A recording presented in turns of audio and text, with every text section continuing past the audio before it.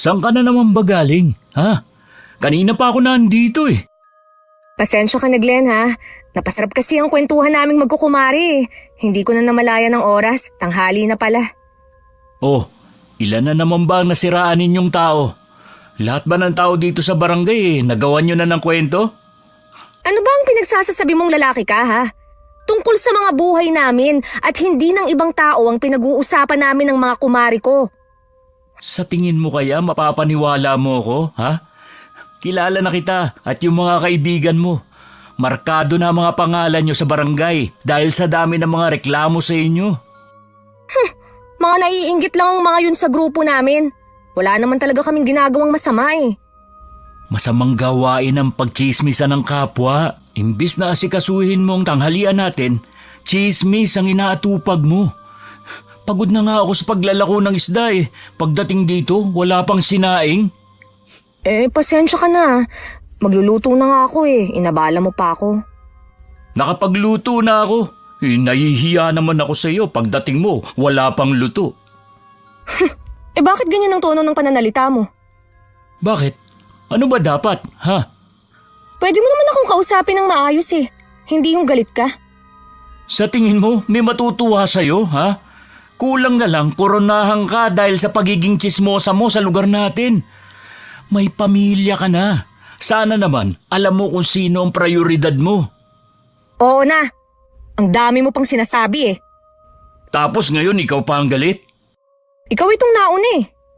Kung hindi mo babaguhin yung ugali mo, darating ang araw na iiwan na kita. Teka, bakit naman napunta sa pag-iwan mo sa akin ng usapan? Dahil sawang-sawa na ako sa'yo. Ilang beses na kitang sinabihan na gusto ko kapag uuwi ako, nandito ka sa bahay at nakaluto na. Alam mo naman na may trabaho pa ako sa hapon eh. Imbis na makakapagpahinga pa ako, hindi dahil magluluto pa ako. Sorry na. Hindi na mauulit to. Hindi na dapat maulit pa dahil huling pagkakataon na ito. Mabilis na akong tinalikuran ni Glenn at bumalik sa kusina. Noon ko lang nakitang nagalit ng ganun ang asawa ko sa akin. Naisip ko na lang na baka pagod at gutom lang ngayon. Mabait at masipag naman siya. Sa umaga naglalako siya ng isda hanggang maubos. Sa hapon naman mga panindang gulay naman ang inilalako niya. Kung tutuusin, maswerte kami ng dalawa kong anak sa kanya. Oh, kunin mo itong ulam. Ano po itong nasa mangkok? Ay, tinolang manok. Request ng mga anak mo na magluto daw ako kaya kinatay ko yung isa kong alagang manok. Sus, yung dalawang yun, akala mo may patagong manok sa inyo eh. Lagi naman kaming may ulam dito eh. Hayaan mo na. Minsan lang naman maglambing ang mga apo ko Salamat po dito ah. May ulam na kami mamayang hapunan. Gusto niyo po ba ng kape? Ay sige, bigyan mo ko. Anong oras nga pala uuwi si Glenn? Mamaya pa pong hapon. Dadaanan na rin po niya yung dalawang bata sa eskwelahan. Ito na po ang kape niyo. Dito ko na lang ilalapag ah. Kanina pala narinig kong nagtatalo kayo. Ano na naman ba ang pinag-awayan nyo? Kanina po kasi, nauna siyang dumating dito sa bahay. Wala pang sinaing. Nawili po kasi akong makipagkwentuhan eh. Ay, alam mo naman kasing pagod ang asawa mo tapos ikaw inuuna mo pa ang pakikipagchismisan sa ibang tao. Ay, hindi naman po lagi. Tapos napunta pa sa usapan na iiwan daw niya ako kung hindi ako magbabago. Hindi man lang niya inisip ang mga anak namin. Uy, baka nasabi lang niya yun para tumigil ka na sa ginagawa mo. Ay, hindi naman talaga magandang pag-usapan ang buhay ng ibang tao. Huwag kasi silang gumawa ng issue na pwedeng pag-usapan. Ay, sila pa talagang sinisi mo. Akala mo naman wala kang bahong tinatago. Wala naman po talaga silang pwedeng ibato sa akin eh. Asikasuhin mo na lang ang pamilya mo kaysa ubusin mong pakikipagkwentuhan mo sa mga kapwa mo nanay. Wala naman silang maidudulot na mabuti sa iyo kundi kapahamakan lang. Baka mamaya makahanap pa kayo ng katapat nyo. Mag-iingat naman po kami na hindi mahuli na pinag-uusapan ang buhay ng iba. Ang tigas din naman ng ulo mo. Baka nga mainis na sa iyo ang asawa mo at iwan ka na lang basta. Paano ang mga anak nyo? Ang babaw naman ni Glenn kung dahil lang dun kaya niya ako iiwan. Hindi naman ako pabayang asawa at ina ng mga anak namin. Nag-aalala lang naman si Glenn na baka maireklamo na naman kayo ng mga kapwa mo nanay sa barangay. Bigyan mo naman sana ng kahihiyan ng mga anak mo. Kung magsalita naman kayo, akala niyo napakasama ko na. Masama talaga ang pagiging chismosa. Chismosa talaga, Tay. Bakit? Di ba mga chismosa naman ang tawag sa inyo? Si Tatay talaga. Dalawa na kami ng asawa mo nagpapaalala sa'yo. Sana naman makinig ka sa amin. Opo, Tay. Maiwan na muna kita. Pupunta lang muna ako kina Nelson. Salamat nga pala sa kape. Hindi ko maiwasang mainis nang sabihan ako ng chismosa ni Itay. Hindi niya kasi naiintindihan na libangan ko lang ang pakikipagkwentuhan. Madalas kasi naiinip ako dito sa bahay, lalo na mag-isa lang ako naiiwan. Dati naman hindi ako mahilig makisali sa usapan tungkol sa ibang tao. Pero dahil sa impluwensya ng mga kapwa ko nanay, natuto na rin ako makisali. May ginagawa ka ba, Glenn? Ay, kayo pala, Tay. Nagpapatunaw lang po ng kinain. Katatapos lang po kasi ng hapunan eh. Ang mabuti pa samahan mo kung uminom. Naku, wala po ako sa kondisyon ngayon eh. At saka maaga rin po kasi ako maglalako bukas. Minsan lang naman ako magyaya sa'yo Kaya wag mo na akong tanggihan. May lambanog ako rito. Bigay sa akin ng kumpare ko. Hintayin mo ko rito Kukunin ko lang. Magdadala na rin ako ng pulutan natin. Walang nagawa ang asawa ko kundi ang mapakamot na lang sa ulo. Hindi nagtagal bumalik na rin ng Itay na dala ang bote ng lambanog at mangkok ng pulutan. Maupo ka na riyan. Uubusin po ba natin yan? Baka malasing po tayo. Ano naman? Nandito lang naman tayo sa bakuran natin. Kahit gumapang pa tayo pa walang problema. Nariyan lang ang bahay natin. Sige na nga po. Minsan lang naman malasing Matagal na rin kasi nung huli tayong uminom. Masyado ka naman kasing masipag Kailangan po Lalo't lumalaki na ang mga bata. Napakaswerte talaga ng anak ko sa'yo. Ganon din naman po ako sa kanya.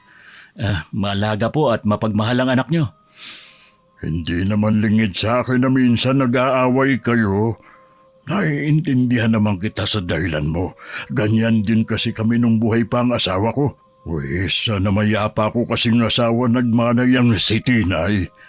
Ayoko lang po kasi na dahil sa pakikipagchismisan mapapahamak siya. Matindi na nga yung nakasama siya na inireklamo noon kahit hindi naman siya mismo nagpakalat ng kwento. Sinabihan ko na nga siya pero talagang matigas ang ulo. Kaya ikaw na lang ang bahalang magpasensya sa kanya, Mahaba naman po ang pasensya ko Kaso lang po, minsan nauubos din. Lalo na po pag uuwi ako ng bahay na wala siya. Ito lang ang masasabi ko. Hindi ko kukonsentihin ang ginagawa niyang si Tinay. Kahit anak ko pa siya. Kaya nga po nagpapasalamat ako sa inyo Dahil hindi kayo nangingialam kapag nag-aaway kami. Kahit katabi lang po namin ang bahay niyo. Siyempre naman. Away mag-asawa yan Tay, maiba nga pala ako. Kanina po kasi napadaan ako sa lumang bahay ni Mang Jose. Nakita ko may nag-aawan. Babalik na po ba dyan ang pamilya? Palibhasa kasi puro katrabaho kaya wala kang alam sa nangyayari sa paligid mo. Iba na ang may-ari ng bahay na yon. Sino na po nakabili? Walang nakakakilala Basta sabi, sa isang linggong lipat dyan. Akala ko pa naman babalik na ang pamilya ni Mang Jose. Ang bait pa naman ng pamilyang yun. Mula po nung nagsimula akong maglako ng isda sila ang una kong naging suki. Dahil lang sa kumalat na chismis, may muntik ng masirang pamilya. Kaya nga siguro na mas pinili na lang nilang magpakalayo-layo para umiwas na lang. Ganun na nga. Nabawasan tuloy ng mabuting residente ang lugar natin. Hindi sinasadyang narinig ko ang pinag-uusapan ng asawa ko at ni Itay tungkol sa dating bahay ni Mang Jose. Nabalitaan ko nga na iba na ang may-ari ng bahay nila. Hanggang na mga oras na yun wala pa rin nakakaalam kung sino. Tingin ko mamaya pa matatapos ang inuman ng dalawa. Nahiga na lang ulit ako at natulog. Tinanghali ka yata ng gising ngayon. Anong oras ba kayo natapos sa pag-inom nyo ni Itay? 12:00 pasado na yata yun. Ang sakit nga ng ulo ko eh. Makakapaglako ka ba ng isda ngayong araw? Oo naman, sayang eh. Iinuman ko na lang to ng gamot. Kung hindi mo kaya, pwede ka namang magpahinga muna. Kahit araw ng linggo nagtitinda ka pa rin. Nangihinayang kasi ako sa kita eh. Tsaka hahanapin ako ng mga suki ko, lalo na sa mga papasok na baryo. Sige na nga, ikaw na ang bahala. O siya, kumain ka na muna ng almusal para may lakas ka sa paglalako. Hindi ka ba sasabay sa akin?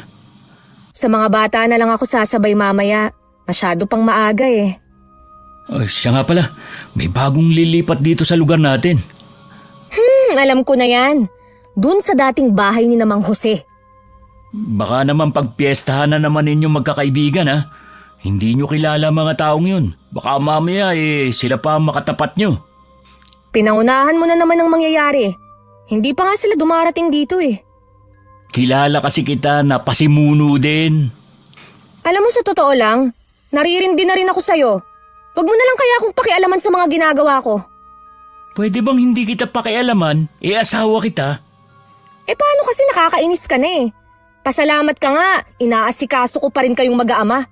Hindi yung maghapon akong nasa labas lang ng bahay. Huwag mo namang masamain ang sinasabi ko. Nagmamalasakit lang naman ako sa iyo eh. Kung totoo yan, hindi mo kailangan na ipamukha sa akin ang pagiging tsismosa ko. Totoo naman eh. Kahit na! Yun na nga asawa mo nga ako. Dapat pinagtatanggol mo ko. Naku, tama na nga. Ang aga-aga nagtatalo tayo. Inumpisahan mo eh. Sorry na. Huwag ka na magalit.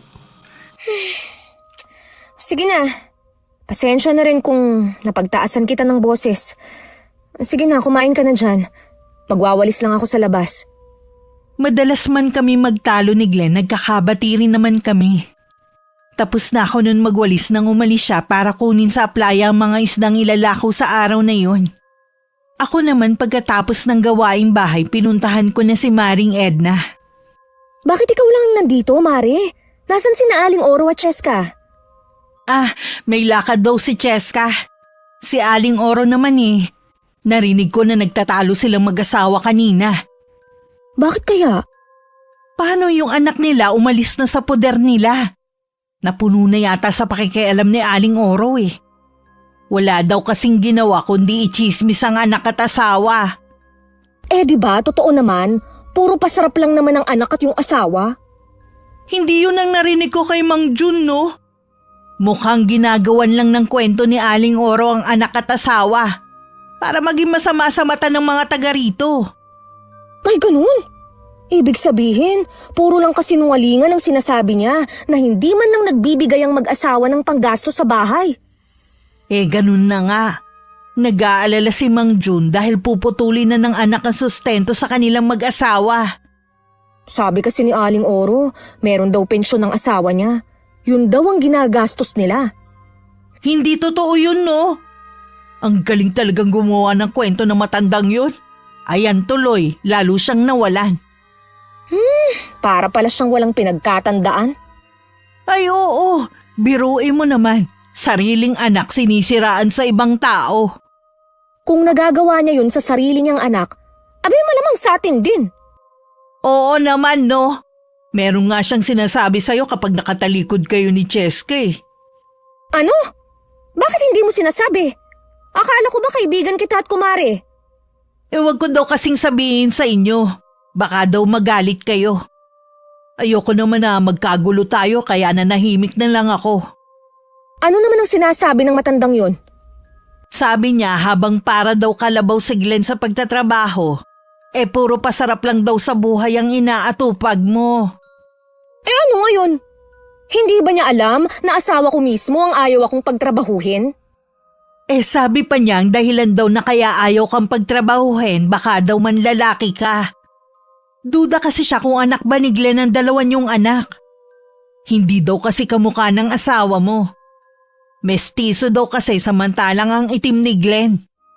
Ano? Ang kapal naman ng mukha ng matandang yon. Humanda siya sa akin. Oh, saan ka pupunta? Susugurin ko ang matandang yon. Wala namang tao sa kanila eh. Umalis silang mag-asawa kanina. Hindi ko alam kung saan nagpunta. Inaabangan ko nga eh. Gusto ko kasing malaman kung ano nangyari. Kaya siya kinakarma eh. Pasmado talaga ang bibig ng matandang yun. Kita mo ko, kapag magkakaharap tayo, hindi ako masyado nagkukwento sa mga ganap ko sa buhay. Ay nako, mabuti na lang talaga at sinabi mo sa akin ang mga sinasabi niya kapag nakatalikod ako. Akala mo kung sino siya? Eh kahit saan kami makarating, kaya kong patunayan na anak ni Glenn ang mga anak namin. Hayaan mo na lang, Mare. Baka humaba pa ang isyu sa pagitan nyo. Ay, hindi ko pwedeng palampasin ang ginawa niya. Lalo't dinamay pa niya ang mga anak ko. Tingin ko kasi sumama lang ang loob niya sa'yo nung hindi mo siya pinautang ng pera. Hindi sapat na dahilan yon para gawan niya ako ng kwento, no? Alam ko naman yun. Tingnan mo na lang ang nangyayari sa kanila. Kinakarma na sila ngayon. Pwede mo naman siyang kumprontahin eh, pero sa ibang araw na lang.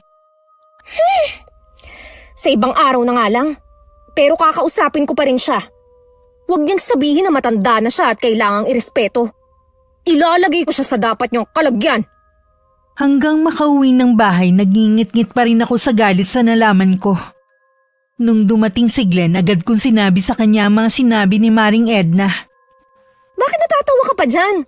Hindi mo ba sineseryoso yung sinasabi ko, ha? Gusto kong ireklamo sa barangay ang matandang yon.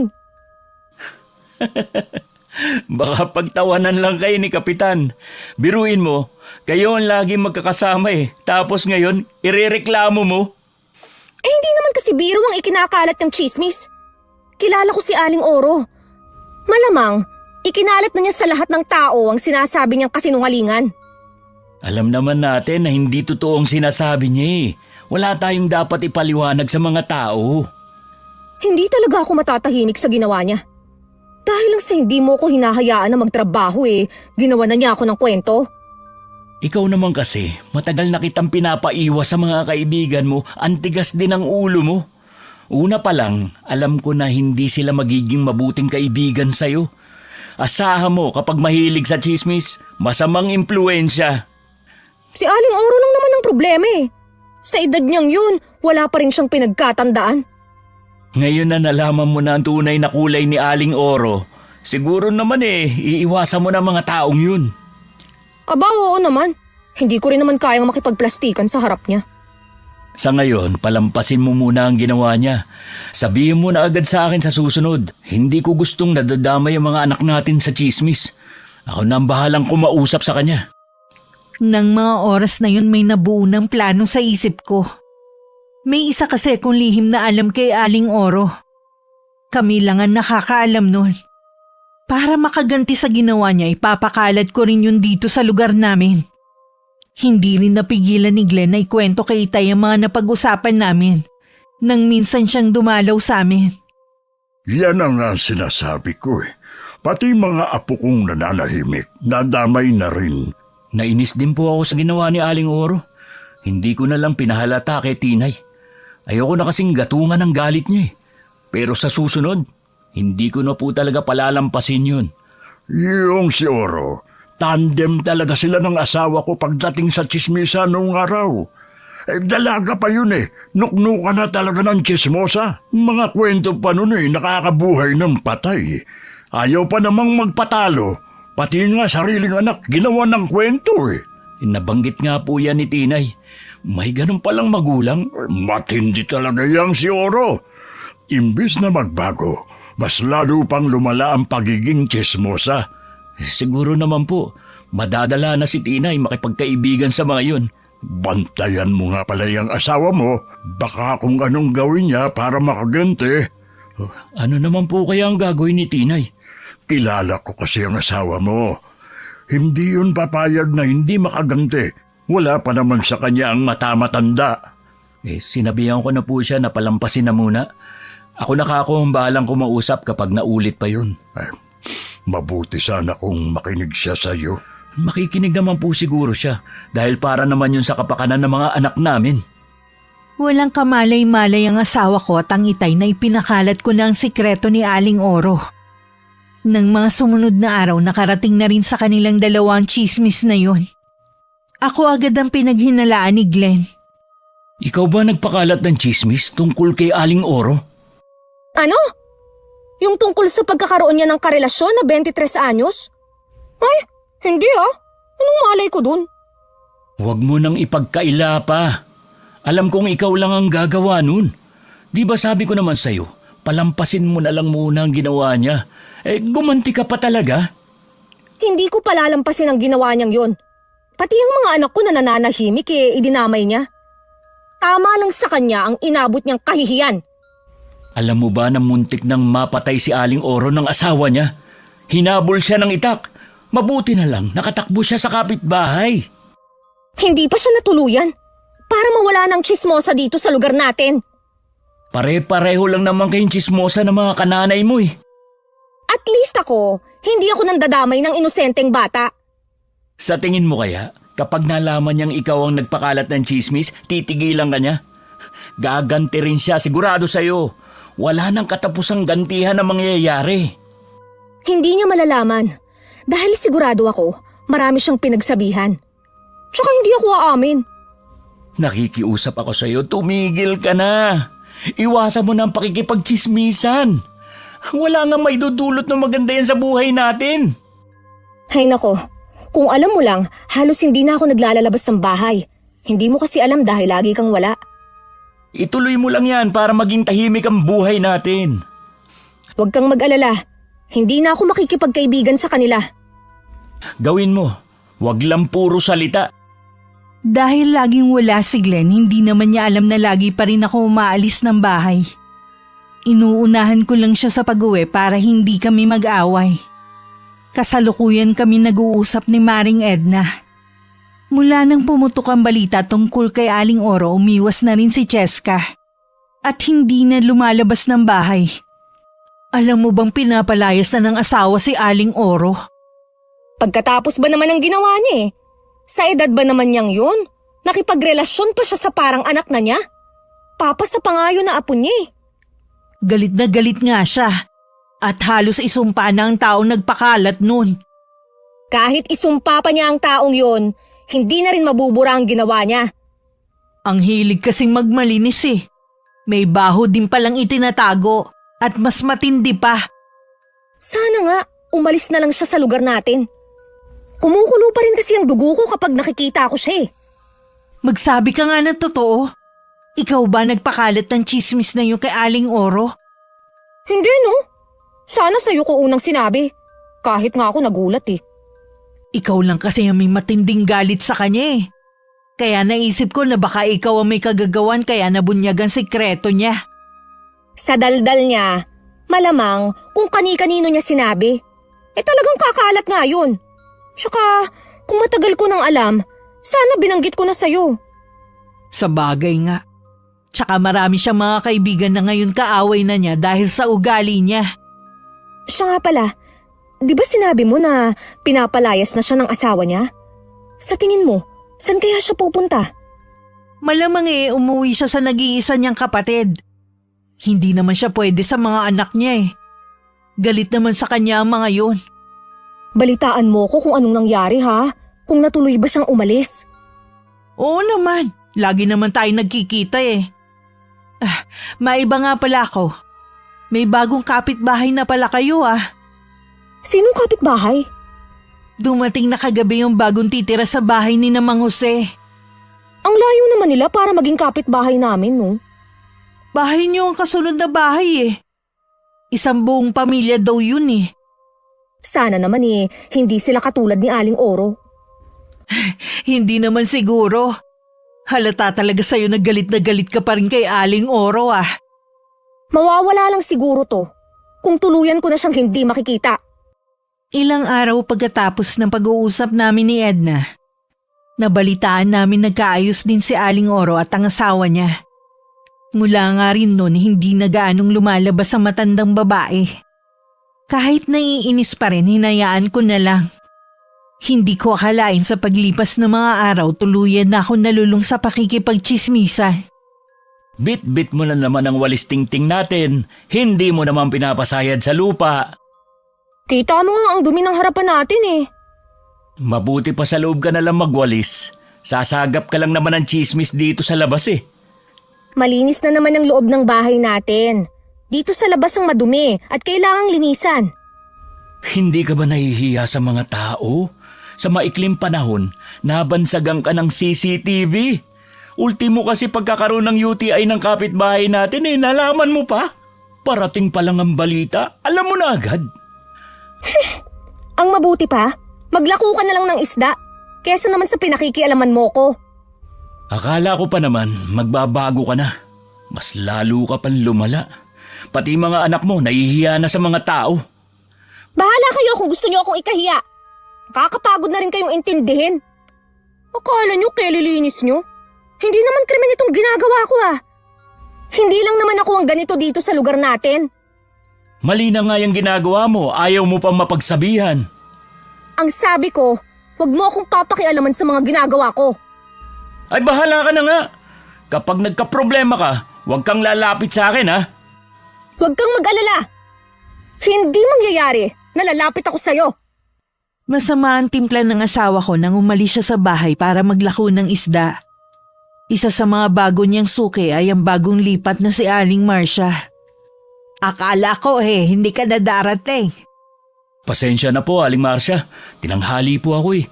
2 klase lang po pala ang isda ko ngayon. Konti lang daw po kasi ang huli nung kinukuhanan ko eh. Ayos lang, basta isda. Mahilig po talaga kayo sa isda, no? Isda at gulay lang kasi ang kinakain namin eh. Hindi kami kumakain ng karne. Kaya naman po pala eh. Aling Marcia, apo niyo po ba yung babaeng nagsasampay? Ang ganda naman po niya, parang manika. Siya si Yvette, apo ko. Kami na ng lolo niya nagpalaki sa kanya mula nung mamatay ang kanyang ina. Sabi sa lugar kung saan kami nanggaling anak daw ng engkanto ang apo ko. Kaya kakaiba ang kanyang itsura. Swerte naman po ng mga taga rito at nakakita kami ng anak ng engkanto. Sa kabila na maganda ang apo ko, may kapansanan siya. Hindi siya nakakapagsalita. Ganun po ba? Kawawa naman po pala siya. Ito nga pala ang isdang bibilhin ko. Pwede mo bang linisan na rin? Oo naman po, basta kayo. Malakas kayo sa akin eh. Siya nga pala. Asawa mo ba yung lagi na lang pinag-uusapan dito? Yung laging may walis na dala sa kalsada? Opo. Siya nga po, si Tinay. Minsan kasi nakita ko siya dito sa labas ng bakuran namin. Akala ko merong hinahanap Baka po gusto lang makita ang nakatira dito. Ito na nga po pala yung isda nyo. Salamat sa iyo sa uulitin. Napaisip naman sandali ang asawa ko sa sinabi ng matandang babae. Sa huli pinagkibit balikat na lamang niya. Pag-uwi sa bahay, tinanong pa rin naman niya ako. Sama bang mapadaan sa harap ng bahay nila? Hindi naman nila pag-aari ang kalsada. Bakit parang galit ka na naman dyan? Para kasi ngang dating bawal akong maglakad sa tapat ng bahay nila. Wala namang sinasabi na masama si Aling Marcia.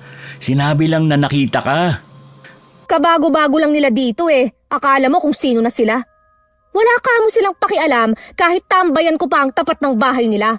Kalsada yun. Pag-aari ng mga tao, hindi nila. Hindi ka ba talaga titigil, ha? Para yun lang Ang dami mo na agad sinabi.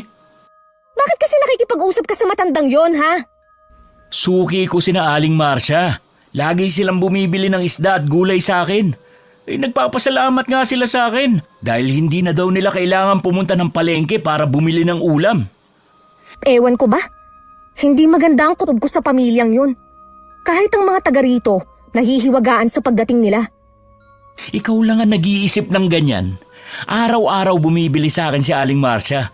Wala naman ako napapansin na kakaiba sa kilos nila. Hindi ka lang kasi sanay na may mga tao na hindi palalabas ng bahay nila. Mabuti pa ang ibang tao. Lagi mong ipinagtatanggol. Kesa sa akin na asawa mo. Huwag mo akong umpisahan, Tinay. Pagod ako sa maghapon na pagtitinda. Pagod din naman ako dito sa bahay ah.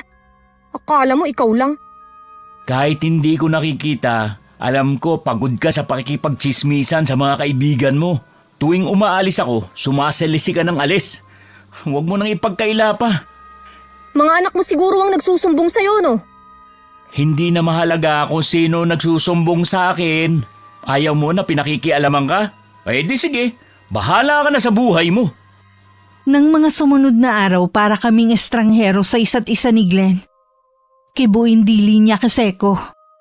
At kahit nakikita niya ako sa labas na nakikipag-usap, blankong tingin lang ang binibigay niya sa akin. Hindi na rin niya ako sinisita. Pakiramdam ko may pader siyang inilagay sa pagitan namin. Bakit tulala ka riyan? Hinihintay mo ba ang asawa mo? Hindi po siya uuwi ngayong tanghalian. May dala na po siyang baon na kanin at ulam. Ganun ba? Ay kaya pala naman ilang araw ko lang hindi nakikita ang tricycle na nakaparada dito sa tapat ninyo tuwing tanghalian. Wala ho bang naikukwento sa inyo ang asawa ko? Tungkol saan? Meron po ba siyang sinasabi tungkol sa akin? Wala naman. May problema ba kayo? Hindi niya po ako masyadong kinikibo nitong mga nagdaang araw eh. Hindi ko naman po alam kung anong ikinagagalit niya. Isa lang naman ang alam kong ikinagagalit ng asawa mo eh. Ang pagiging tsismosa mo. Alam mo naman niyang si Glenn, pribadong tao. Ayaw niya yung ginagawa mo. Bakit kasi ayaw mong baguhin yung ugali mo? Tay, wala naman po akong ginagawang masama. Ano ba ang tawag sa ginagawa ninyo ng mga kaibigan mo? O hihintayin mo pa ba na makahanap ka ng katapat, ha? Kung may tatamaan po sa pinag-uusapan namin, ibig sabihin lang nun, totoo. Ano ba namang klaseng katwiran yan? Kaya napupuno na sa iyong asawa mo eh. Bahala na nga po siya sa buhay niya. Paano kung makahanap ng ibang babae ang asawa mo? Masasabi mo pa kaya yan? Imposible po yan, Tay.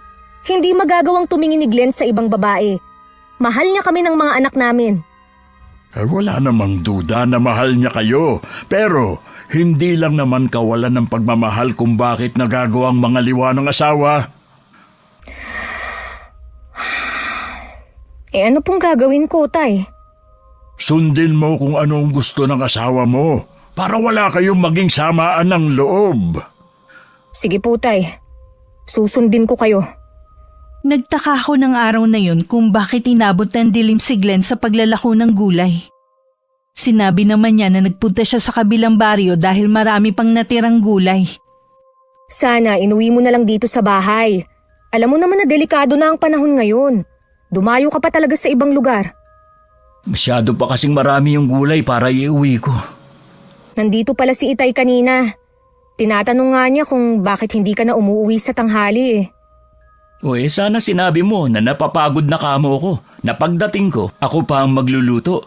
Habang ikaw, libang na libang sa pakikipagchismisan. Yan ba ang dahilan mo kung bakit ayaw mo nang umuwi sa tanghali? Ano pa nga ba? Ang babaw mo naman. Tsaka hindi naman ako laging nasa labas tuwing darating ka. Ay, pagod ako. Gusto ko muna magpahinga. Hindi ka ba muna kakain ng hapunan? Mauna na kayo ng mga bata. Mamaya na lang ako kakain. Hindi na nga tayo magkasabay man ng halian. Pati ba naman sa hapunan hindi ka sasabay? Hindi rin kasi ako makakain kung pagod ako. Ikaw kaya ang lumagay sa katayuan ko. Sige na. Magpahinga ka na lang muna. Kaming tatlo lang ng mga bata ang naghapunan. Kahit masarap ang ulam, hindi rin naman ako makakain. Nang mga sumunod na araw, mas madalang na kami mag-usap ni Glenn. Lagi na rin gabi siya umuwi. Hindi na rin ako nagtatanong dahil lagi mainit ang ulo niya. Isang araw may dumating na sumpi na sa amin. Inirereklamo kami ni Maring Edna ng paninirang puri. Anong gagawin natin, Mari? Mabuti na nga lang, wala na si Glenn nung dumating yung tanod na nagdala ng sabpina sa bahay. Asawa ko nga nakatanggap nung sa akin eh. Galit na galit siya sa akin. Wala na nga daw akong silbi sa bahay na to, puro problema pa ang binibigay ko. Nakakainis naman kasi ang mag-inang yun eh. Bakit pa kasi kailangang magreklamo ni Aling Ina? Todo din ay pa sila eh. Totoo naman na buntis ang anak niya. Sabi niya sa akin hindi raw totoo. Kahit daw kasama pa tayo kapag pumunta sila ng doktor. Nagsisinungaling lang siya para pagtakpan ng anak niya. Hindi na nga ako nakipagtalo eh. Dahil itinatanggi ko na sa atin galing ang kumakalat na balita tungkol sa anak niya. Eh teka nga lang, sigurado ka ba kasi sa impormasyon na nakuha mo? Ikaw ang nagsabi na nabuntis ng boyfriend ng anak niya eh. Alalahanin mo, minor de edad yung bata. Pareho tayong mananagot pag nagkataon. Alam ko naman yun eh. Pero sigurado talaga ako sa narinig ko. Sa mismong bibig ni Aling Ina ko narinig na 2 buwang buntis na ang anak niya. Hindi kaya pinainan ka lang niya dahil alam niyang nakikinig ka? Alam mong galit sa atin ng babaeng yun. Kampi kasi yun kay Aling Oro. Hindi ko na alam ang iisipin. Pupunta ka ba sa barangay? Naku, hindi no. Ngayon na nag-aaway na kami mag-asawa, tinatabla na rin ako ng hiya. Bahala ka kung sisipot ka. Basta ako hindi. Magsasawa din yung si Aling Ina. Ang inaalala ko kasi si Glenn. 2 linggo na kasi kaming hindi nagkikibuan eh. Baka kapag nalaman niya to, lalo nang magkalamat ang relasyon namin. Eh, kausapin na lang kaya natin si Aling Ina na wag nang ituloy ang reklamo sa atin. Ay nako, hindi ako makikipag-usap doon. Wala namang masama kung lulunukin mo ang pride mo eh. Ikaw to nagkamali eh. Nadamay lang naman ako. Bahala na. Uuwi na muna ako. Sumasakit kasi ang ulo ko eh. Mabuti na lang hindi nalaman ni Glenn at Itayan tungkol sa subpina. Hindi rin kami sumipot ng araw na yun sa barangay. Wala akong kamalay-malay na inabangan pala ni Aling Ina ang asawa ko habang naglalako ng isda. Sinabi niya rito ang mga ginawa ko sa anak niya. Tinay! Totoo ba ang sinasabi ni Aling Ina, ha? Ano bang sinabi sa'yo ng babaeng yon? Hindi ka daw sumipot sa barangay kahapon. Inireklamo ka daw niya dahil sa paninirang puri na ginagawa mo sa anak niya. Hindi totoo ang sinasabi niya. Huwag ka na magsinungaling. Pati ang batang walang kamuwang-muwang, idinamay mo. Ano ba nangyayari sa'yo, ha? Hayaan mo muna akong magpaliwanag, Glenn. Ano ba yung papaliwanag mo? Hindi ka na talaga magbabago. Likas na sa'yo manira ng ibang tao. Totoo naman na buntis ang anak niya eh. Kung totoo man yan, labas ka na sa kanila. Wala ka nang pakialam sa kanila. Bakit ba hindi mo mapigilan na makisawsaw sa buhay ng iba? Sorry na, Glenn. Hindi ko kasi alam na paabot sa ganito ang ginawa ko eh. Ayaw mo kasing makinig sa akin eh. Gusto mo pang paabutin sa ganito. Ikaw ang gumawa ng problema. Lahat kami damay, pati mga anak mo. Masyado ka kasing makasarili. Aminado naman ako sa nagawa kong kasalanan. Huwag mo naman ako lalo pang idiin. Ang tigas kasi ng ulo mo eh. Kami na lang ng itay mo ang hindi nagsasawa sa pagsasabi sa'yo. Eh talaga yatang nananalaytay sa ugat mo ang pagiging tsismosa. Kung makapagsalita ka naman, parang hindi ko kayang magbago. Bakit? Sa tingin mo magbabago ka pa? Matagal na akong sumuko na hindi mo na kayang baguhin yung sarili mo. Kaya ba hindi mo na ako kinakausap nitong mga huling araw? Oo, total, wala namang halaga ang boses ko sa bahay na to. Bakit pa tayo mag-uusap? Ibig bang sabihin yan? Wala akong makukuhang suporta sa'yo kapag nagkaharap kami ni Aling Ina? Hindi mo man lang ako sasamahan? Hindi. Isama mo si Edna na partner mo sa paninira sa ibang tao. Naging asawa pa kita. Kung hindi mo rin lang ako tutulungan. Wala na akong pakialam pa sa'yo. Di ba yun naman ang gusto mo? Huwag kang pakialaman. Eh di bahala ka sa problema mo. Glenn! Glenn, huwag ka munang umalis! Mag-usap muna tayo! Glenn! Glenn! Wala akong nagawa kundi tanawin na lang si Glenn habang palabas ng bahay namin. Sumakay siya sa tricycle niya at pinaharurot yun paalis. Hindi rin siya bumalik nung gabing yun. Kahit nung kinabukasan. Hindi pa po umuwi si Glenn mula kahapon. Nag-away ba kayong dalawa? Meron kasing nakarating sa akin na inireklamo daw kayo ni Ina dahil sa ginawa ninyo sa anak niya. Yun nga po ang pinagawayan namin. Kung ano-ano ang sinumbong sa kanya ni Aling Ina. Dapat kasi sinabi mo na agad sa asawa mo. Hinintay mo pang ibang taong magsabi sa kanya. At saka bakit hindi ka sumipot sa pandinig sa barangay? Hindi rin po kasi pumunta si Edna. Kahit na hindi siya pumunta, ikaw na lang sana ang sumipot. Para ko na rin pong inamin na kasalanan ko. Talaga namang kasalanan mo eh. Ano ba kasi ang pumasok dyan sa kukote mo na pati anak ni Ina ginawa niyo ng kwento? Hindi ko naman po gawa-gawa yun eh. Totoong buntis ang anak niya. Siya mismo ang nagsabi nun.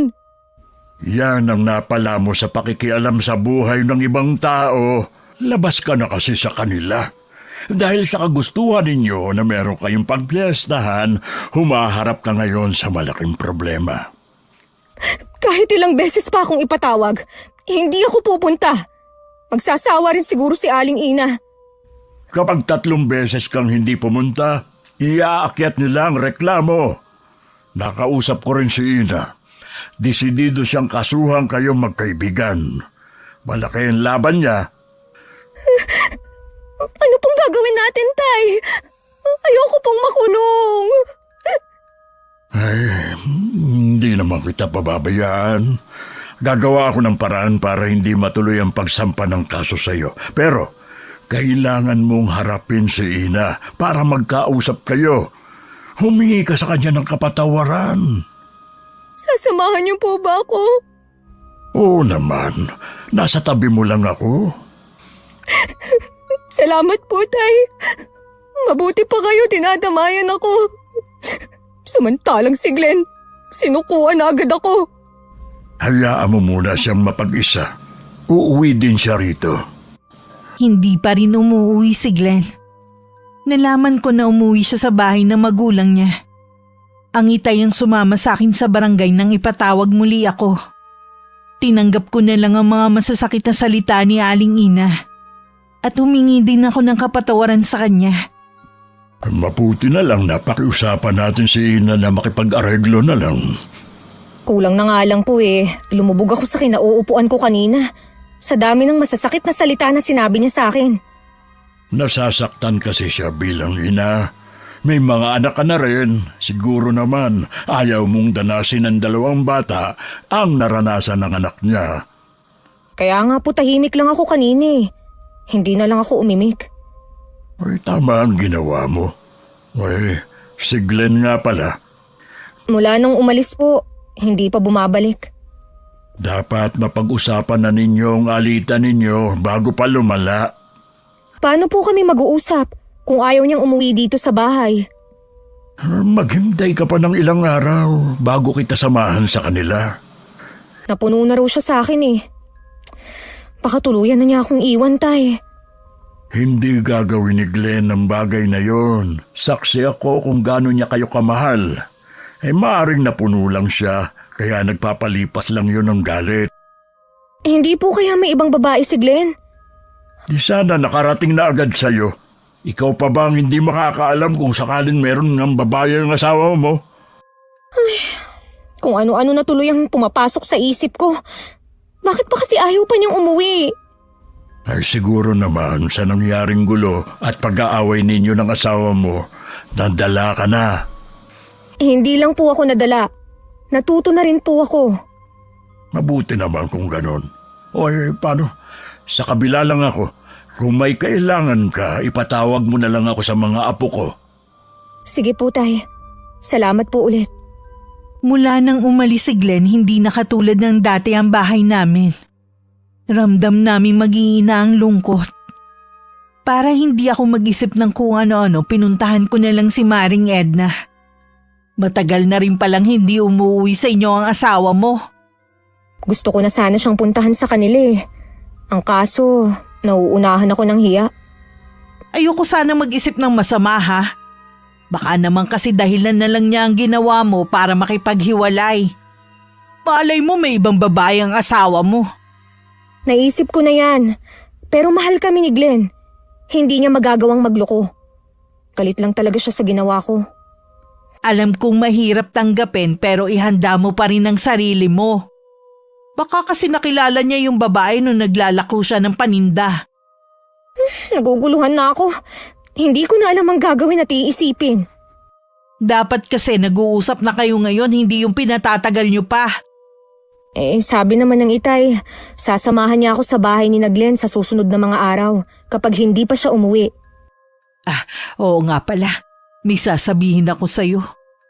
Ano yun? Tuluyan na akong iniwan ng asawa ko. Ha? Bakit naman? Hindi na raw niya kayang makisama sa akin eh. May kinalaman bang reklamo ni Aling Ina sa desisyon niya? Oo. Tsaka ayaw raw niya sa asawang tsismosa. Salot ang tingin niya sa akin. Ang sama naman ng asawa mo. Lahat ng ginawa kong mabuti para sa kanya at sa mga anak namin binaliwala lang niya. Pati mga anak ko galit at kinahihiya ako. Teka, nasaan na nga pala ang mga anak mo? Sumama sa tatay nila. Iniwan nila ako mag-isa dito. Mabuti na rin daw na maiwan ako dito. Baka daw magkalat pa ako doon. Kung nalulungkot kang mag-isa dito, pwede ka muna sa bahay namin. Ayos lang naman ako dito mag-isa. Huwag kang mag-alala sa akin. Sigurado ka ba? Oo naman no. Ang dami ko rin ginagawa dito kaya hindi ako nalulungkot. Puntahan mo na lang ako kapag wala kang ginagawa sa inyo. Lagi kitang pupuntahan dito. Ayoko rin kasing mag-isip masyado eh. Pakiramdam ko kasi maluloka na ako. Sana lang hindi matulad sa akin ang kapalaran mo. Hindi ko maiwasang matakot sa sinabi ni Maring Edna. Ang bigat tuloy sa dibdib na umuwi ako sa amin. Saktong 10 araw nang umuwi si Glenn sa bahay. Mabuti naman umuwi ka na. Kung alam mo lang kung gaano ka na namin namimiss ng mga anak mo. Kaya ako umuwi dahil sa mga anak natin. Galit ka pa rin ba sa akin? Hindi ako galit sa'yo, kundi sa ginawa mo. Naayos na naman namin ang itay ang problema eh. Swerte ka pa rin kung ganun. Pangako, magbabago na ako. Ibalik na natin ang dati nating samahan. Hindi ko alam kung dapat pa ba kitang paniwalaan. Mababaw lang naman ang pinagmulan ng away natin. Hindi naman kailangan paabutin sa hiwalayan. Mababaw pala yun sa'yo? Glenn, alang-alang sa mga anak natin. Sana magkaayos na tayo. Dahil lang sa kanila kaya gusto ko pa rin maayos ang pagsasama natin. Ibig bang sabihin yan? Hindi mo na ako mahal? Mahal ko kayo ng mga bata. Pero nakakapuno ka na kasi. Hindi mo man lang naisip ang pagod ko sa maghapon na pagtatrabaho. Kaya nga babaguhin ko na ang sarili ko eh. Bigyan mo pa ako ng isa pang pagkakataon. Sige, ayusin na natin ang pagsasama natin. Salamat, Glenn. Pinasaya mo ko. Pakiusap ko lang sa'yo. Tigilan mo na ang hindi magandang ginagawa mo sa kapwa. Hindi na talaga. Ayoko na ulit maranasan yung ginawa sa akin ni Aling Ina. Mula nang magkasundo kami ni Glenn, hindi na ako lumalabas ng bahay. Maliban na lang kung meron akong bibilhin sa tindahan. Nang araw na yun si Maring Edna naman ang dumalaw sa akin. Mabuti dumalaw ka, Mare. Tuloy ka muna. Hinihintay kitang pumunta sa bahay eh. Baka kako busy ka kaya ako na lang ang pumunta rito. Busy lang sa mga gawaing bahay. Naipon kasi ang mga labahin ko eh. Kaya inuna ko muna. Baka nakakaabala ako sa'yo. Hindi naman. Natapos ko na rin naman. Ano bang sa atin? Si Glenn nga pala. Naglalako naman ngayon ng gulay. Mamayang hapon pa yun uuwi. Bakit nga pala hindi ka niya isinasama sa pagtitinda niya? Ayaw nun na napapagod ako. Gusto niya, dito lang ako sa bahay namin. Nag-aasikaso sa mga kailangan niya at ng mga bata. Sigurado ka yun ang dahilan niya? Oo naman. Bakit parang hindi ka naniniwala? Noon pa kasi iba na ang kutob ko sa asawa mo eh. Iniisip mong may ibang babae si Glenn? Oo, hindi ako pwedeng magkamali. Alam ko na nasasaktan ka dahil iniwan ka ng asawa mo. Pero sana, wag mo naman akong idamay na pati kami ng asawa ko ay magkagalit.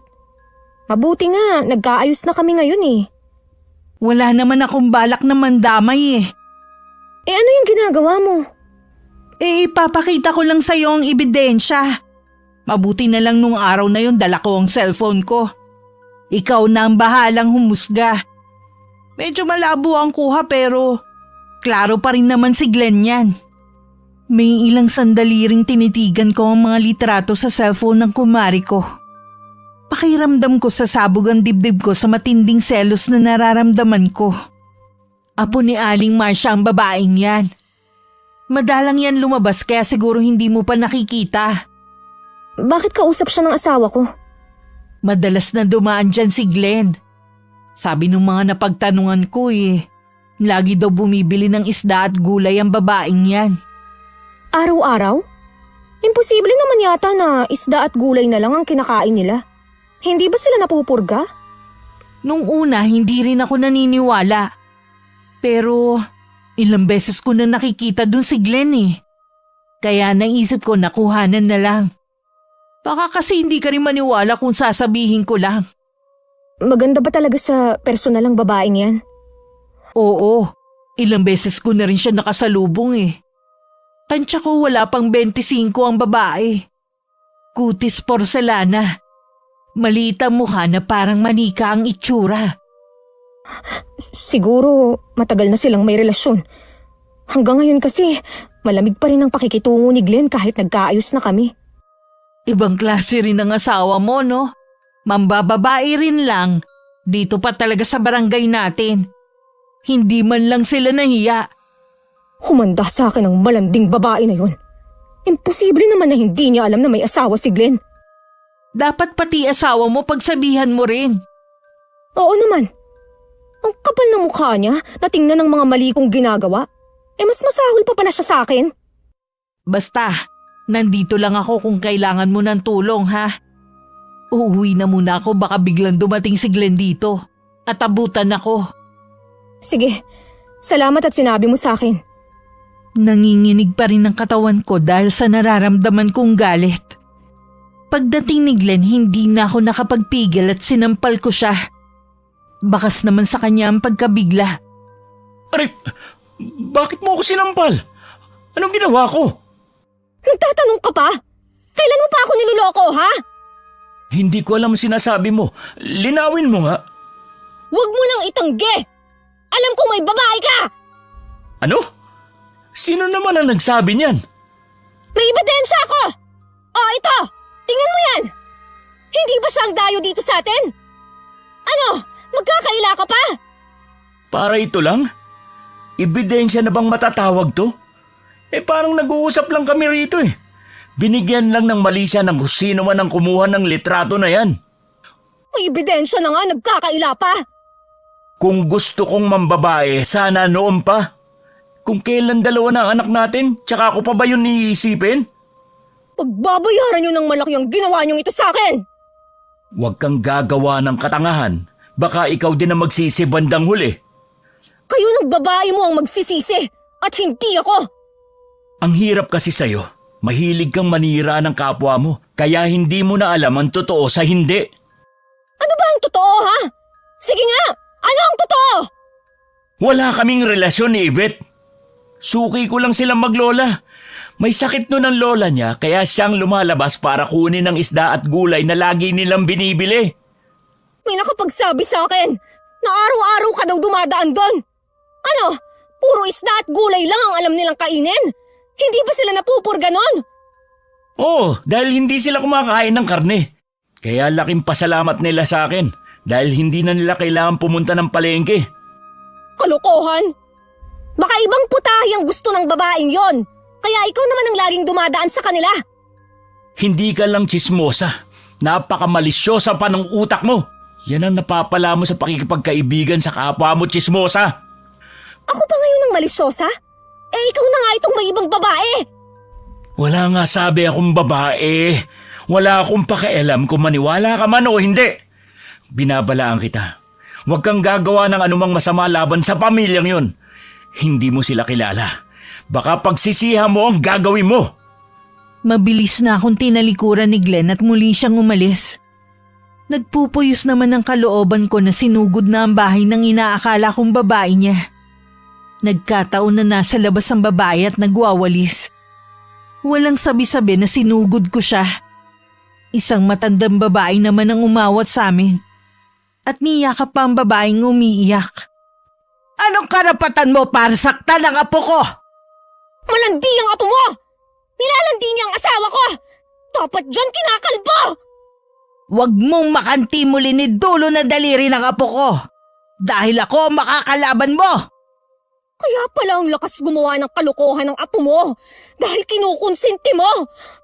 Wala ba kayong kahihiyan na maglola, ha? Ikaw ang walang kahihiyan. Basta ka nalang sumusugod dito. Kahit sino naman isusuguri ng babaeng yan. Sa dami ng lalaki, asawa ko pa talaga. Wala ka na bang ibang makalabet, ha? Dahan-dahan ka sa sinasabi mo. Walang ginagawang masama ang apo ko. Talaga lang, ha? Mukha lang inosente yung babaeng yan. Pero mas makati pa siya sa isang higa. Hindi lang sampal ang aabutin mo sa akin. Wala kang karapatang pagsalitaan na masasakit ang apo ko. Ang kapal ng mukha mo para sampalin akong matanda ka. Wala kang karapatan na saktan ako. Gaya ng wala ka ring karapatan na sugurin at insultuhin ang apo ko. Totoo naman ang sinasabi ko, ah. Makati ang apo mo. Bakit hindi ka sumagot dyan? Babae ka, ha? Magsalita ka. Huwag ka lang umiyak dyan na para kang nagpapaawa. Umalis ka na sa bakuran namin. Bago pa ako makagawa ng isang bagay na pagsisisihan mo. Huwag mo akong pinagbabantaan, tanda. Dayo lang kayo rito. Ako, lehitimong taga rito. Kung ako sa inyo, mag-alsa balutan na kayo at saka lumayas. Kung umasta ka, kala mo pag-aari mo ang lugar na to. Hindi mo ko kilala, babae. Pero ikaw kilalang kilala ko. Halika na, apo, sa loob ng bahay. Binigyan ko pa sila ng matalim na tingin hanggang makapasok. Noon ko lang din napansin na marami na palang tao sa paligid na nakikiusyoso.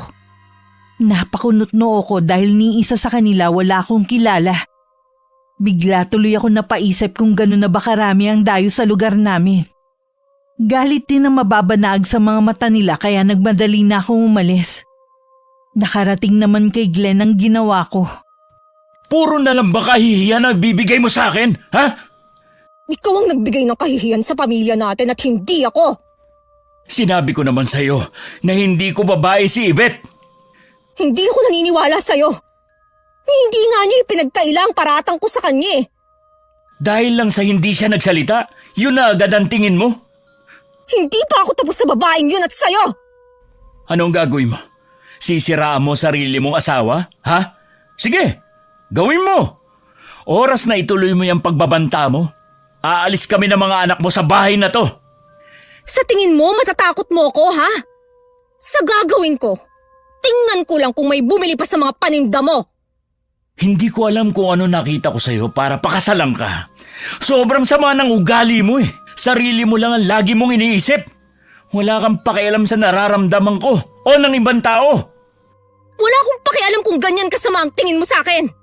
Basta ako, gaganti sa ginawa mong pananakit sa damdamin ko.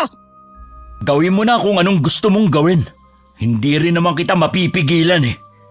Sa tulong ni Maring Edna at mga kapwa ko nanay, pinagkalat nila ang tungkol sa panluloko sa akin ni Glenn at nang inaakala kong babae niya. Dahil doon naging masama ang tingin ng mga tao sa asawa ko. Naging matumal ang benta niya. Hanggang naisip niyang tumigil na lang. Salamat po sa inyo.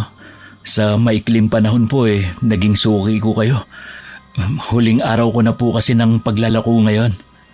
Bakit ka naman titigil sa pagtitinda? Dahil ba sa ginawa ng asawa mo na pagkakalat ng tsismis sa inyo ng apo ko. Nahihiya nga po ako sa inyo eh. Ako lang po ang humihingi ng paumanhin sa mga ginagawa ni Tinay. Nadala lang po siya ng matinding galit. Nalulungkot ako dahil labis ka rin naaapektuhan. Sana matauhan ng asawa mo bago mahuli ang lahat.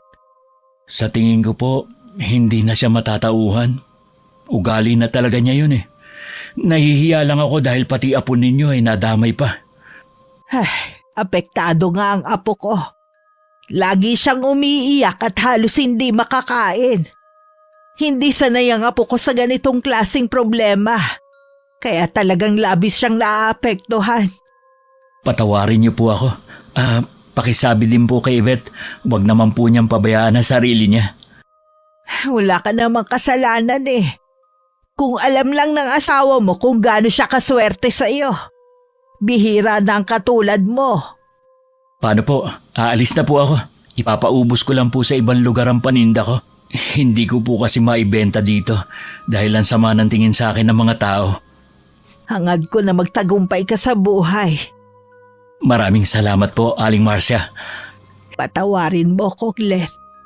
Sumusobra ng asawa mo. Kailangan ko siyang turuan ng leksyon. Naabutan ni Aling Marcia na umiiyak na naman sa kanyang kwarto ang apong si Yvette. Tumayo ka riyan, apo. Tulungan mo kong ayusin ang mga gamit ko. Magsasagawa ako ng orasyon para turuan ng leksyon ng isang tao.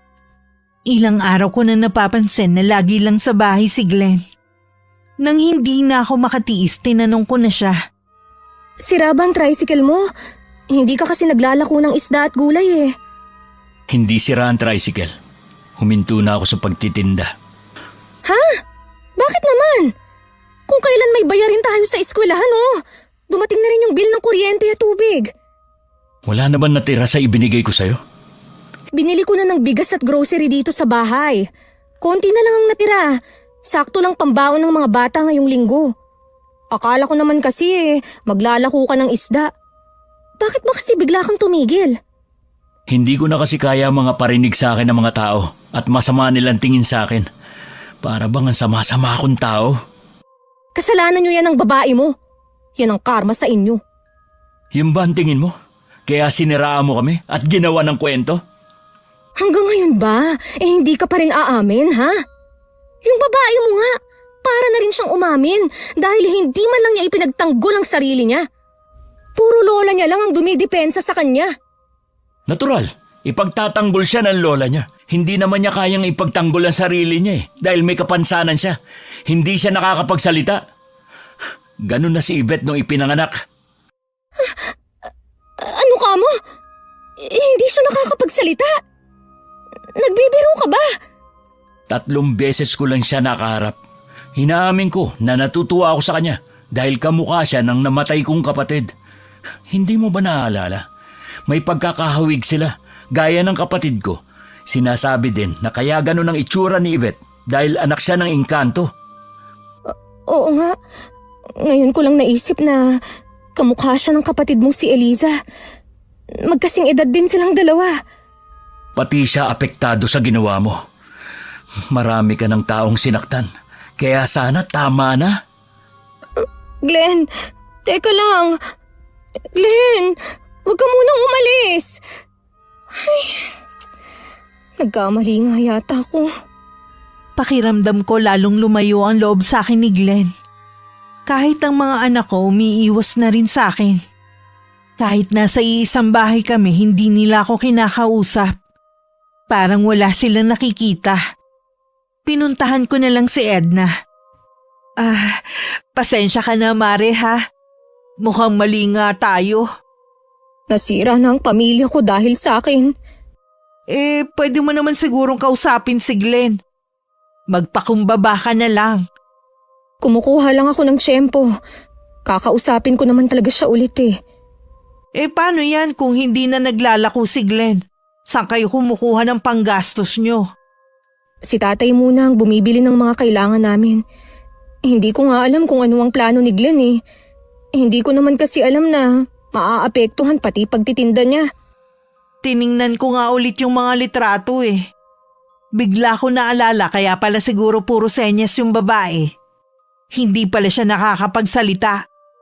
Kailangan ko rin sigurong humingi ng dispensa sa maglola. Samahan mo naman ako. Oo ba? Kailan mo babalak pumunta doon? Sa ibang araw na lang siguro. Medyo masama kasi ang pakiramdam ko ngayon eh. Namumula nga ang mukha mo. Tsaka, ano yung butlig na pula sa balat mo? Hindi ko nga rin alam eh. Kanina wala naman ito. Ang mabuti pa, ipa-check up mo yan sa center. Baka kasi kung ano na yan. Uso kasi ngayon ang bulutong eh. Sa tanda ko ba namang ito eh, tatablan pa ba ako ng bulutong? Eh malay mo naman. Hindi ba Makate? Hindi naman. Pakiramdam ko lang eh, mainit ang loob ng katawan ko. Gusto mo bang samahan kita ngayon sa center? Bukas na lang siguro. Hapon eh, baka sarado na rin yun. Uuwi na muna ako sa bahay. Pagdating sa bahay, wala ang mag-aama ko at ang tricycle sa harap ng bahay namin. Ang itay lang ang naroon at parang hinihintay ako. Kung kailan naman hapon na, tsaka pa umalis ang mga yun. Sinabi po ba kung anong oras sila babalik? Hindi na sila babalik, anak. Ha? Ano pong ibig niyong sabihin? Tuluyan ka nang iniwan ng mag-aama mo. Nagpaalam naman sila sa akin. Doon muna sila sa bahay ng mga magulang ni Glenn. Pero bakit? Noon pa, nagsabi na ang asawa mo. Naiintindihan ko naman siya. Dapat nga siya lang ang aalis. Kaya lang gustong sumama ng 2 bata. Sa tingin ko naman, hindi sila pababayaan ni Glenn. Hindi man lang siya nakipag-usap sa akin. Pwede naman namin ayusin ang problema eh. Umaasa pa rin ako na magkakaayos kayo. Bigyan lang natin ng panahon na makapag-isip-isip ang asawa mo. Hindi ko po kaya na mawawala sila sa akin. Sumobra ka na rin kasi sa ginawa mo eh. Sinabihan na kita ng paulit-ulit. Kung kailan kailangan ko siya, tsaka naman niya ako iniwan. Nandito naman ako para alalayan ka. Sa akin ka ipinagbili ni Glenn. Masama po kasi ang pakiramdam ko, Itay. Abe, mainit ang katawan mo ha. Mabuti pa magpahinga ka muna at uminom ka rin ng gamot. Ito na po yata ang karma ko. Iniwan na ako ng mag-aama ko. Mag-isa na lang ako ngayon. Babalik din ako ngayon. Ito, inumin mo muna para gumaan ang pakiramdam mo. Imbis na bumuti ang lagay ko, lalo pang lumala. Pakiramdam ko rin merong mga tinik sa loob ng lalamunan ko. Nahihirapan akong lumunok. Kahit ang pag-inom ng tubig ay hindi ko magawa. Tay, dalhin niyo na kaya ako sa ospital. Sa tingin ko'y hindi doktor ang magpapagaling sa'yo. Ano po ang ibig niyong sabihin? Palagay ko'y kinukulam ka. Oh, sino naman ang gagawa nito sa akin? Sino pa ba sa tingin mo? Ang maglola siguro. Sila lang ang naiisip ko eh. Minsan binanggit sa akin ni Glenn na naabutan daw niyang may lalaking nanggaling doon. Inaakusahan si Aling Marcia na kinulam ang asawa. Hindi naman daw yun ikinaila nung matanda. Kaya siguro sabi ni Glenn, baka pagsisihan ko ang gagawin ko. Dito ka lang. Pupunta ako sa bahay ni na Aling Marcia. Sasama po ako sa inyo. Nanghihina ka pa. Baka mapano ka pa sa daan. Sige na po, Tay. Sasama na ako. Kahit mahirap. Ay, sige na nga. Mag-aarkila na lang tayo ng tricycle. Gusto ko lang po na ako mismo ang ihihingi ng paumanhin sa kanilang maglola. Naiintindihan kita, anak. Alam ko naman na nagsisisi ka na ngayon. Pagpunta namin sa bahay ni na Aling Marcia, tanging katiwala lang ang nandun. Sabi nito hindi niya alam kung kailan ang balik ng maglola. Ano po ang gagawin natin ngayon? Baka hindi na ako gumaling. Huwag kang mawala ng pag-asa. Gagaling ka rin. Sinabi ko na rin kay Glenn ang nangyari sa'yo. Siya na daw ang bahalang makipag-usap sa maglola. Alam naman po pala niya ang nangyari sa akin. Bakit hindi pa sila bumabalik dito? Sa pagkakaalam ko may trabaho na kasi si Glenn sa malayong lugar. Kung dito siya uuwi, baka mahirapan siya. Hindi man lang niya ako matawagan.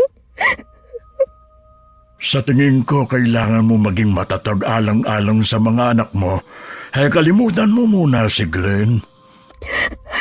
Alam kong wala nang balak makipagbalikan pa si Glenn sa akin. Siguro nga, may iba na siyang babae. Tiniyak niyang wala siyang babae. Sadyang napuno lang talaga siya sa iyo. Mas gusto daw muna niyang pagtuunan ng pansin ang trabaho at ang mga anak ninyo. 1 linggo bago pa ako tuluyang gumaling. Nagising na lang ako isang umaga na hindi na masakit ang lalamunan ko. At nawala na rin ang parang bulutong sa balat ko. Ay, salamat naman at gumaling ka na. Sobra na ang pag-aalala ko. Nakausap niyo po ba si Glenn? Oo, nabanggit nga niya na nakausap na niya si Aling Marcia. Gusto ko pa rin pong pumunta sa bahay ng maglola para magpasalamat at makahingi ng dispensa. Sasamahan kita kapag nariyan na sila sa kanila. Akala ko, sa mga kakilala ko lang maririnig ang nangyari sa akin. Hindi ko akalain na ako mismo ang makakaranas nito. Wala talaga kasing buti ang tsismis. Marami na itong sinirang pagkakaibigan, samahan at pamilya. Kaya sana naman, iwasan mo na ang gawain na minsan nang nagpahamak sa iyo. Opo, Tay. Balak ko rin pong maghanap ng trabaho para dun lang matuon ang atensyon ko. Habang hinihintay kong bumalik ang mag-aama ko. Yan ang pinakamaganda mong sinabi sa akin. Nang malaman kong bumalik na ang maglola, agad ko silang pinuntahan sa kanilang bahay. Humingi ako ng kapatawaran at tinanggap naman nila yun. 1 taon na ako may trabaho noon na magkabalikan kami ng asawa ko. Mula nang mangyari ang karanasan na yun, tinalikuran ko na ang dating gawain. Tinuon ko na lang sa Panginoon, sa pamilya, at sa trabaho ang panahon ko. Wakas. Okay, shoutout po tayo. Shoutout sa Dakanay family from Baguio. Shoutout sa Inaria family na laging nakikinig. Maraming salamat po sa inyo. Shoutout sa Ampanya family sa Iloilo from Milagros Ampanya from Singapore. Hi sa Barameda family. Hi kay Frederick Natividad from Dubai. Hello kay Salnero Haner from Tiwi. Salamat din sa Colarina family. Hello sa mag-ama ni Sheila May Beldad na sina Angelo at Caleb. At sa buong Beldad family ng San Antonio, Milaor, Camarines Sur. Hello sa Pregua family sa Soro Simbahan, Esperanza, Masbate. Especially sa mama ni Geraldine na si Alicia Pregua. Hi kina Ira Malin at sa mga anak niya na nasa Tokyo, Japan. Hi kay May Olero from Bahrain. Shout out sa Fur Family Lacson from Cavite. Salamat sa pakikinig ninyo. Hello kay Geraldine Iano and family from Pangasinan. Maraming salamat po. Hi kay Diana Henova from Hong Kong. Shout out kay Judy Ann Lopez. Hello sa mga kapatid ni Junef Casinaw na si Nef, John, Johnwen, Neftali, Rowena, Judith at kay Mama Jocelyn at Papa Nefelito from Taytay Rizal. At hello din kay Angel Duguwime from Siargao. Hi kay Janisa Toledo at sa Toledo family. Shoutout sa Bayer family sa Pinamungahan, Cebu from Love na nasa Hong Kong ngayon. Hi kay Leonora Mandigma from Cabuyao, Laguna. Hello kay Lenny Nicolas from Nueva Ecija. Hi kay Reblina Santiago from Nueva Ecija. Shoutout sa Bonita family and Redota family na laging nakikinig. Maraming salamat po. Shoutout sa asawa ni Bagsik na si Michelle. Mahal na mahal ka raw ng asawa mo from Calamba, Laguna. Hello kina Anya Bing Jimenez, Danica Dinglasan at Bosngal Emil Crebillo from Unisan, Quezon. Shoutout sa Eskultura Garments. Hello kina Jay at Dennis ng Amira Boxes Handicraft from Laguna. Hi kay Mares from Taiwan. Hi kay Emmy Pelaro from San Jose Occidental, Mindoro. Hello kay Angelina Ignacio from California. Shoutout sa Sobremonte family at kay Alan Maglalang. Shoutout sa Burgos family, Guzman family and Elemia family from Zamboanga City from Maureen na nasa Saudi ngayon. Shoutout kay Andrew Sapupo from Antipolo mula sa asawa mong si Maricar. Hello kina Nancy Hasebe, Lisa Yamashita and NSA. Hi kay Miss Lay from Hong Kong. Hi kay Christine Rumes na smiling face ng OSD. Hello Ibeyang Bueno from Lucena. Shoutout kay na Clint, Rose, AC and Leia from Mandaue City. Hi kay Milrose Demate from Malaysia. Shoutout sa Daligos family and Lozano family sa Nagbukel, Ilocos Sur. Shoutout sa Pastor family, Estebar family, Lugod family from Nasugbu, Batangas. Shoutout sa Calcada family from Corazon, Calcada. Hello kay na Ma'am Annabel at kay Ate Jenna na laging nakikinig. Maraming salamat po. Hi kay Jeneline Mix Vlog. Hello kay Ace Bailon from Bacolod City. Hi kay Nelsa Pareha. Shoutout kay Brenda Ludiesta from Bukaw, Botolan. Shoutout sa Padapdap family na laging nakikinig. Maraming salamat po. Hello kay Bernadette Abayon from Bulata, Negros Occidental. Hi kay Jenny Binuya of Nagano, Japan. Shoutout sa Cabral family from Lemery, Batangas. Kina Irene and Omi. Beth and Ernie Rosales from Switzerland. Hello kay Baby Cabral from Canada. Galing kay Estela Cabral da Silva from Portugal and Switzerland. Maraming salamat po sa pagsuporta nyo at pakikinig. Hanggang sa susunod, ingat, God bless. Saan ka na naman ba galing? Ha?